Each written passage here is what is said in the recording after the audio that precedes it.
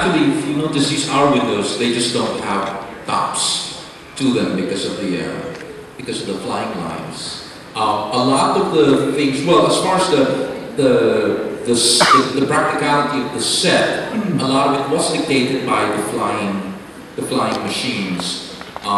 In fact, we had to design the set so that we could be flexible if they came over here. Up to the point we were designing the set, we weren't sure where they were going to hang it. So we had to be extremely flexible, which is why the windows come in different sizes. We're lucky that we can bring Peter Pan in from this window, but if we couldn't, then there was the other window that we could bring him. As the set was going to be built, when the Foy people, the flying by Foy people came over, we really weren't taking any chances as far as...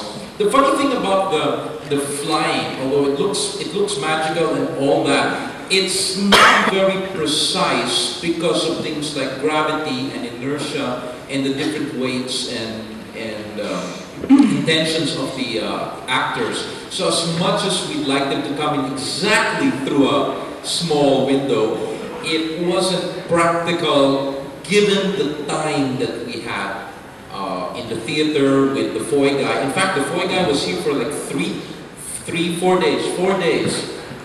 He was supposed to be here for 5, but he missed his flight and he came late. The irony. Now, as far as the other question, we did want one of the things that we. Well, first of all, Tinkerbell is usually portrayed by a laser. I mean, that's even in the script. And we didn't want to go there precisely. I suppose when the laser was young and not so common, I mean, it was great to have Tinkerbell as a laser. But now, like everyone with a tiny laser can make their own Tinkerbell, so we decided not to go that direction. We were wondering how to do a Tinkerbell.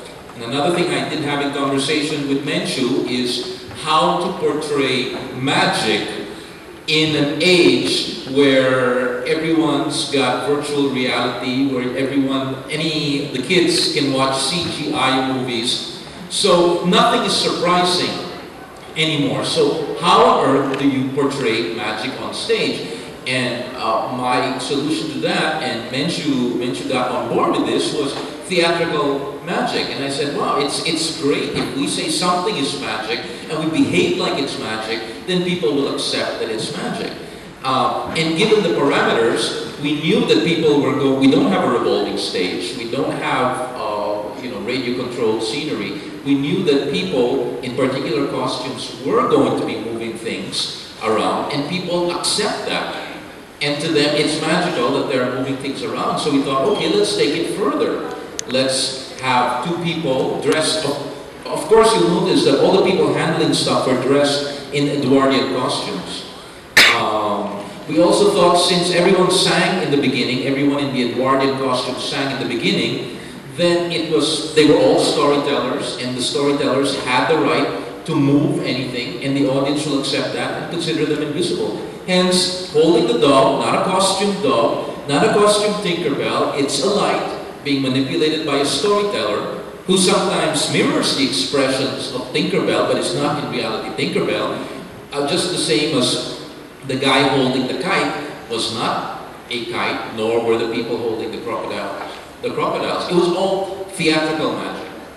I don't know if that answers your question. I think it's excellent. I just wanted to know, why you chose it. I think how the actors, expressed and actually by themselves, they did the magic already. These are just bonuses now. So I just wanted to point out, I like those, scenes. I think everybody, I can't say, I think everybody was so good.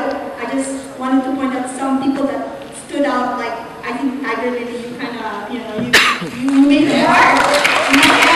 And Mrs. Darling, you're just so believable, Mrs. Darling. And of course, the Lost Boys and the Pirates are fantastic. As always, classics. That's a given. And of course, Peter Pan and Captain Hook. How could they forget you guys? So I think it was all fantastic. I was just curious. behind the scenes. Thank you. And the best thing about this production also is that it's in 3D and you don't need to wear the glasses.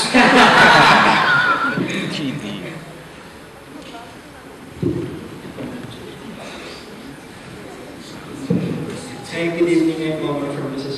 I love the production, especially the transformation of the beds into different mountain buildings. I really love that, and everything talaga.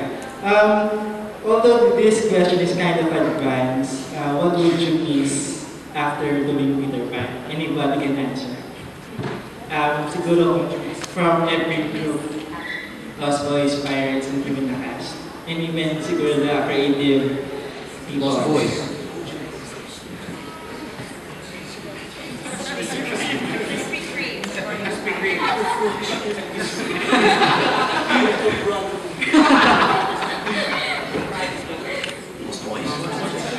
Answer. Toodles. Toodles.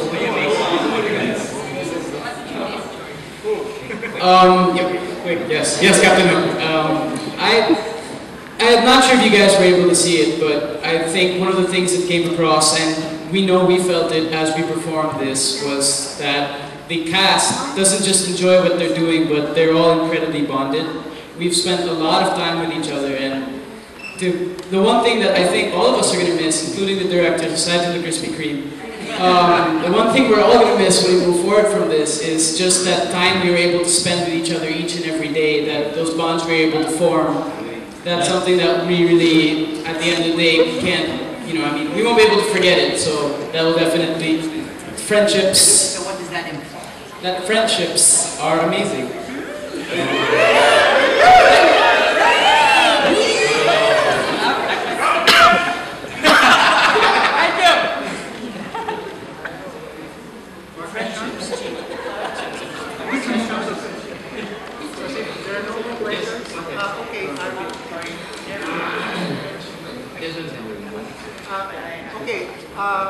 Alright, Jeff. Hello, good evening. Congratulations, everyone. I just want to know, this is a little bit technical. When you're on stage, would you know if the mic is not working or you're under the graces of the technical booth? You're under the any way that you can actually limit the instances of not having sound or, hope you understand. Yeah. Actually, that has always been a constant problem in any performance. And what makes it more difficult is in this particular show we have 38 microphones. And of course the issues of cell phones, that's why we keep repeating, because it really is a factor. As much as we sound check the show before, things happen, which I wish we could really avoid it.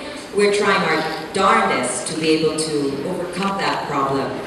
But sometimes it's really inevitable that it happens because it's radio frequencies and we sound check and it's perfect. And then the show starts and the mics conk out and there's a dead spot and we really don't know why this happens. I wish somebody could tell us why this happens, but it happens in most shows that require lapels, especially when you're dealing with 38 lapels. For this, the set is designed by Gino Gonzalez. I think we mentioned that when we did show you the model. And the costumes are by Raven Ong, and you're going to see the costumes also for the first time. I think we may have shown you sketches. The choreography that you'll see also, or one of the two numbers, is by Dina Aquino, who worked very closely with Benshu and myself. Have I left anything out? Jojo Malferrari, who's over here, so you can, if he raises a hand, can you raise your hand? You can take a picture of his conducting hand. And he's the musical director, and he actually conducts the band. Oh, and I'll also introduce a very special person who does not know he's going to be introduced right now. So when I call his name, it would be really great if he stepped to take a bow. This is Mr. Jamie Wilson, who is an old repertory actor, and is now an older repertory actor. Jamie, can you come out here? Jamie, be shy. Jamie Wilson, come, take a bow. Jamie Wilson is our flying director. Okay, he's the guy in charge of making the people up there bump heads or not bump heads. Jamie is an old rap person. He was with rap ever since he was like 3 months old or something like that. Long time. He's graduated to being our flying director here. Now we're going to show you 4 numbers. We're going to show you 4 numbers. Sorry? We're going to go straight through it. Yes, we're going to show you 4 numbers uninterrupted. The first number is, of course, the number everyone's waiting for when Peter Pan, the Concepcion, teaches the 3 kids played by Cara Barredo, Nacho Tamuting, and Alessa Shalseta. They are one set of our kids, and they'll be the flying kids today. Peter Pan teaches the darling children how to fly. The next number you'll see is called the Lost Boys Gang, and it's done by our group of Lost Boys, whose names are too numerous to mention right now, but they're extremely talented. You can ask for their names later on in the Q&A. Afterwards, we have a number by our other Wendy, our alternate Wendy, Tipi Dos Santos. She'll be together with our other John and Michael. Luigi Casadas, the other John, and Miggy Santos, I think. Yes, it is, right? I get confused with all We're on a first name basis here. Just call him Miggy. We call him Miggy. Anyway, again, you can ask him on the Q&A. And after that, we have the number, final number by our other star of the show, Michael Williams, who plays Captain Hook together with his pirates. All right, so without further ado, we'd like to present to you excerpts from Peter Pan, the musical.